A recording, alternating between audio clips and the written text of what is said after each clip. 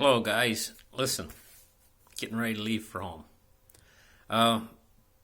Producing my last videos before I get on the plane, and one for Financial Turmoil Explained. If you haven't subbed over there, go over and sub over there. And thank you guys for listening to my channel here. Thank you for your support. And anyway, I'll talk about Bitcoin. You know, Bitcoin has been it had a move upwards, and it's mostly maintaining that move upwards. It's slow, very slowly trending down just a little bit, but there's not a whole lot to report on what Bitcoin's doing. The biggest thing to report on is a change in direction from the Fed. You know, the Federal Reserve now is talking about new rounds of quantitative easing instead of quantitative tightening. This is a 180-degree turn from where they were. And what this is going to do is if they start new quantitative easing programs, what it's going to do is it's going to act as rocket fuel for anything that's not dollar denominated. And you know, cryptocurrency is not dollar denominated. Okay? So, this could be this once if they start quantitative easing, I'm gonna predict that would be the start of the new bull market in cryptocurrencies. Once they start it, but right now it's only talk, you know. But it's talk in that direction where they're making a shift, or they're moving and they're changing directions. It's because all the other central banks, you know, have continued to print money. The Federal Reserve is the only one that are actually really tightening and actually really pulling in their belt. And they're looking at all these other central banks and they're saying, why are we tightening? All these other central banks are loosening, loose monetary policy, and we're the only ones.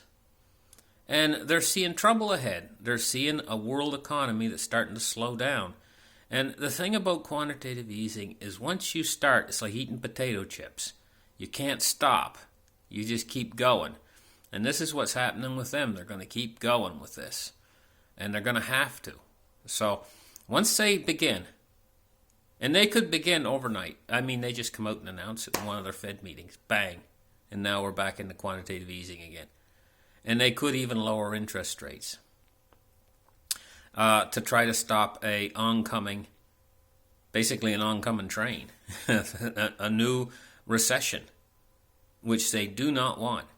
And so once that begins, then cryptocurrency could move up rather swiftly. We all know how quick cryptocurrency can move.